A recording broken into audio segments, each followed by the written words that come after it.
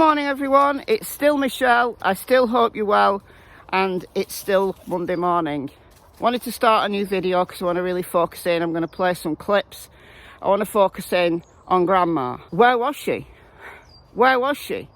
Because neighbour Geordie Sue, who did live at 125 Ben Hill Road, the one who heard the scream, the one who helped with the search, the one who is now, the Wells supporters are trying to discredit her and everything she says and every little detail.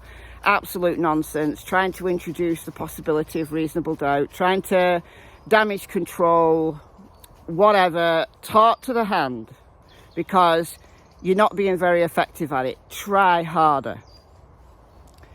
But I'll play you what she said in a moment. But let's just recap some things. So when Chris McDonough talked to Candice at the swimming hole at Warriors State Park, and he asked her what was the likelihood that someone got abducted, and she said 50-50. And people came in my comments and said Candice didn't understand the question. Yes, she did. Yes, she did. She understood the question. She was the one who said 50-50. Right? And Chris clarified that. Listen.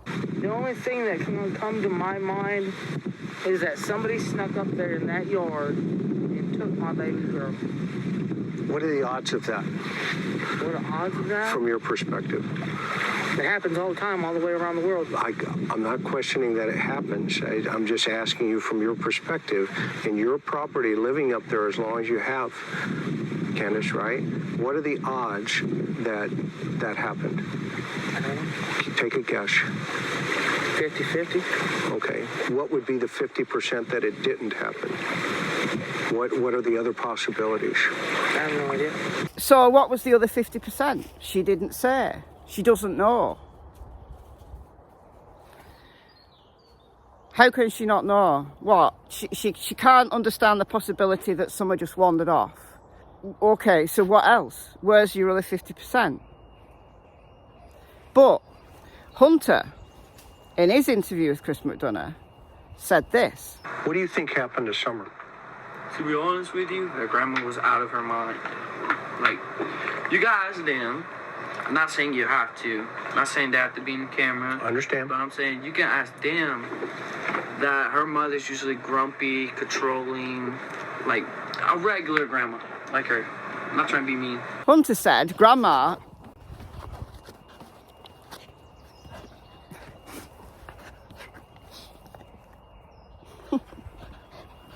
Hunter said Grandma is out of her mind.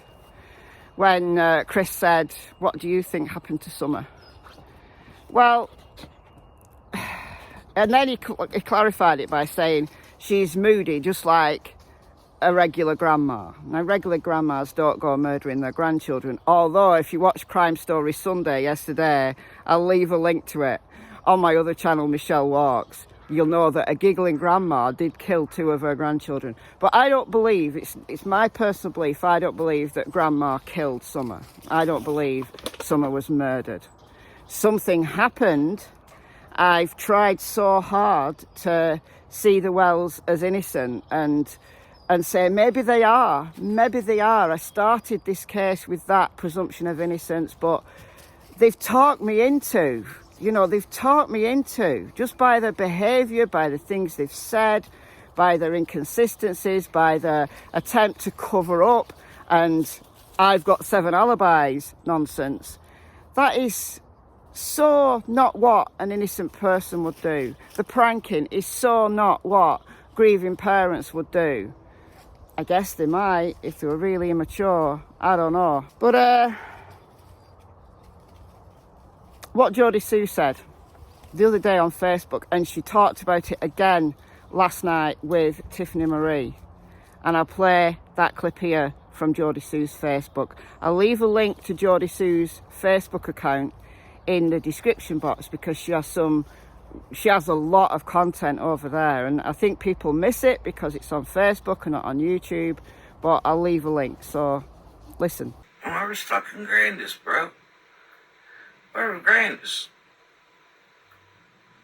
Tell you where she wasn't. She damn sure wasn't outside yelling for Summer. That's where she damn well wasn't. You know why? Because I and everybody else that were looking for your daughter, she was so noticeably absent. We all looked at each other and went, where the fuck is that bitch? The whole fucking time we were looking for your daughter, while you were running around lying to everybody.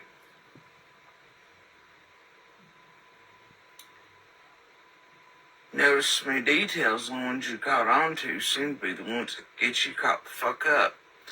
You know, like when we ran into each other at Walker's Fork, you had a smile on your face and real happy about the GoFundMe going up. Remember that? I do, because my brain cells aren't burnt. So where was Grandma? When Candice and the boys were shouting for Summer, Geordie Sue puts it around 6:09 that she heard them shouting for Summer. So they, you know, they probably were shouting before that. They're probably in the house before that. But where was Grandma? The whole time that Candice was, in Geordie Sue's words, going round to neighbours, lying, telling them different things, like confusing matters. You know, Candice said that she went all the way, this way, that way. She told Chris McDonough, this way, that way. She, on a call that is really difficult to understand, she said she went up to the church. I'm assuming she means Carmel Baptist Church. Or she could have gone the other way to Solomon Temple. She went down the holler, so that would be as far as you can drive down Ben Hill Road. And she didn't see anything. Listen. I started tracing the property, going everywhere I could. I sent my boys down through well, we live on the hill, so it was down by the creek. I sent them all down through there looking and everything. I said, still didn't find her? And they said no. So I ran over and I freaked out. I called Don, because that's what I do automatically. I freak out, you know. You called Don? I called Don. I said, I cannot find Summer. Come home now. He's like, call the cops. So I threw my phone down on the back of his pickup, ran over to my mom, picked up her phone, because the only one that gets out there is AT&T. Okay. So I picked up her phone, I dialed on one. I said, I cannot find my daughter. And they sent people out, and I wasn't just going to stand there and wait for them to send people out. Right. I jumped in my mom's truck, and I went down the driveway as fast as I could. I went everywhere I could possibly think, every road which way. I didn't see no cars. I didn't see nobody at all. In my mom's truck, going for her. After I called on the police. And I went back down Hard Street to the church, and all the way down the South Road. And I went back in the home. Come back out. 45 minutes later, the cops finally showed up. Geordie Sue said that she may have gone for a few minutes, but she was talking to neighbours, trying to confuse matters. And Grandma, where was Grandma? Grandma was nowhere to be seen. So was Grandma diligently searching in the house for Summer? Where was she? Where was Grandma? Now that, I thought, oh my God, that is really, really alarming. What grandma would not be frantically searching for their grandchild? Now, you might say, well, maybe she's, you know, having flashbacks, she's in trauma because her daughter, Rosemary Bly, disappeared in 2009. And, you know, it's brought it all back, and I get all that, I understand that. But wouldn't that make you even more determined? I don't know. I just have a really sick feeling about that. That really alarms me. And the fact that then, when Geordie Sue saw her, she said, oh, I was shouting, I was doing this, I was doing that, and she didn't realise who Geordie Sue was. And Candice shut it down because Candice knew she was lying. That is really, really concerning. You know, in those Facebook posts she did with, Facebook Messenger posts she did with Crime Stories Obsessed a few weeks ago now. But there was another set of posts that came out on Critical Case Patreon that I haven't seen, but I have heard about.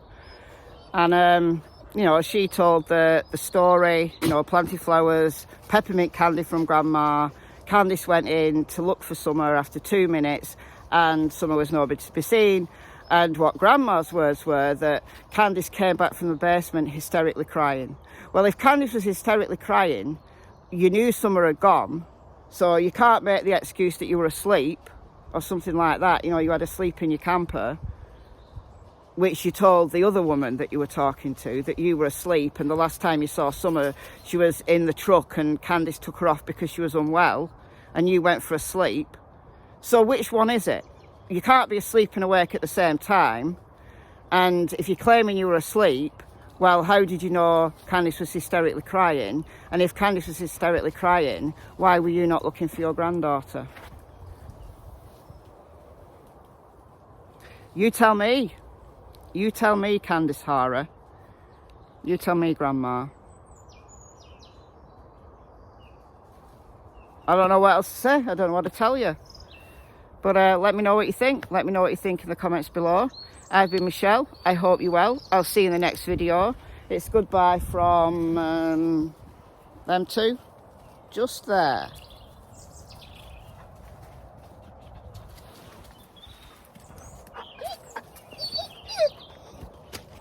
They don't like me sitting down.